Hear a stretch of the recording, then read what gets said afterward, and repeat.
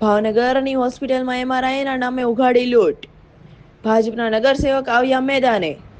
કાળુબા road પાસે આવેલ future એમઆરઆઈમાં દર્દીઓ પાસે એક એમઆરઆઈના 8,000 રૂપિયા વસૂલવામાં આવી રહ્યા છે, જેને લઈને ભાજપના નગરસેવકે હોસ્પિટલમાં જ ડોક્ટરની પોલ ખોલતા બાદમાં ડોક્ટરે ભાજપના નગરસેવકને 5,600 રૂપિયાનું નવું બિલ બનાવી આપ્યું હતું. ભાજપના નગરસેવકે બાબુભાઈ મેર દ્વારા એમઆરઆઈની હોસ્પિટલમાં જે કહ્યું કે અહીં પાકિસ્તાનમાં કેટલા રૂપિયા એમઆરઆઈના લેવામાં આવે છે તે લખ્યા છે, પરંતુ ભાવનગરમાં કેટલા રૂપિયા એમઆરઆઈના થાય તેનું કોઈ ચોક્કસ માર્ગદર્શિકા લખવામાં આવી નથી. ભાજપના નગરસેવકે કહ્યું કે અહીં દર્દીઓ સાથે એમઆરઆઈના નામે કાયદેસરની ઉઘાડી લૂંટ મચાવવામાં આવી રહી છે. ડૉક્ટર રાહુલ સિદ્રાણી સાહેબને ત્યાં એક પેશન્ટને દેખાડવા માટે લઈને આવ્યા હતા. એટલે રાહુલ સિદ્રાણી સાહેબે અમને એમ કીધું કે ભાઈ તમે નીચે ફ્યુચર છે તેમાં એમઆરઆઈ કરાવડાવી નાખો. એટલે અમે ત્યાં એમઆરઆઈ કરાવડાવ્યો.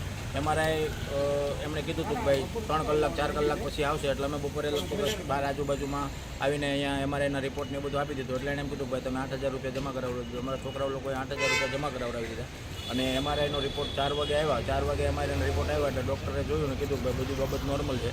એટલે મેં તો છોકરાઓને પૂછ્યું કે ભાઈ કેમ આ એમઆરઆઈના 8,000 લીધા? મને કે ખબર નહીં 8,000 લીધા. એટલે મેં ડૉક્ટર સાહેબને કીધું સાહેબ 8,000 રૂપિયા તો મને કે ના 8,000 લેતા જ નથી, અમે ડિસ્કાઉન્ટ નથી આપ્યું. તો સાહેબ એમાં ડિસ્કાઉન્ટ શું હોય? મેડિકલ બાબતમાં ડિસ્કાઉન્ટ ને આ તો બધું હોય નહીં. મને કે ના ડિસ્કાઉન્ટ છે. એમ કરીને હું નીચે આવી મેં એમ કીધું કે બેન તમે કેમ આમાંથી 8,000 રૂપિયા લીધા છે એમઆરઆઈના? આખા ભાવનગરની અંદર ક્યાંય 8,000 રૂપિયા ઓલું નથી. બીજા નંબરમાં મને તમે પૈસા લીધા એને વાંધો નથી, પણ આમાં ગરીબ માણસોને આ ગેરકાયદેસર રીતે છે એવું.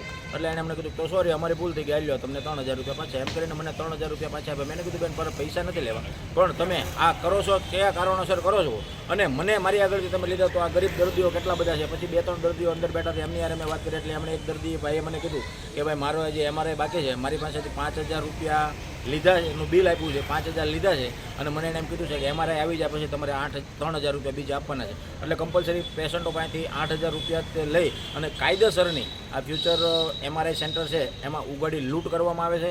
ગરીબ દર્દીઓનો ખરેખર લોહી સૂચવાનું કામ આ ફ્યુચર એમઆરઆઈ સેન્ટર છે ભાવનગરની અંદર એ કરે છે. અહીંયા આ બધું થયા પછી મેં ઘણી બધી વિગતો ભેગી કરી અહીંયા ઊભા રહીને, તો એણે બધાએ જ એમ કીધું કે નહીં બરોબર જ છે અને અનેક લોકોને અહીંયા કાયદેસર લૂંટવામાં આવે છે. તો મારી એવી સરકારને પણ વિનંતી છે કે આની ઉપર ધોરણસરની કાયદેસરની કાર્યવાહી થાય અને આ ફ્યુચર સેન્ટર છે ને એ કાયદેસર બંધ થઈ જવું જોઈએ. અથવા તો મેં એમની પાસે પૂછ્યું કે ભાઈ તમે ભાવનું લિસ્ટ બહાર મારો, તો એમણે એવું કીધું કે ભાઈ નીતિ નિયમ પ્રમાણે અમે ભાવનું લિસ્ટ મારતા નથી. પાકિસ્તાનમાં એમઆરઆઈના રિપોર્ટના કેટલા પૈસા લે છે એનું બોર્ડ માર્યું છે. પાકિસ્તાનની અંદર કેટલા પૈસા લે છે એનું બોર્ડ અહીંયા લગાડેલું છે, પણ આપણે અહીંયા ભાવનગરમાં આ બાબતે કેટલા પૈસા લે છે એનું બોર્ડ એ કે એ નિયમ નથી, નિયમ બહાર છે એ અમે નથી લગાડી શકતા. પાકિસ્તાનમાં એમઆરઆઈના કેટલા પૈસા લે છે એનું બોર્ડ માર્યું છે.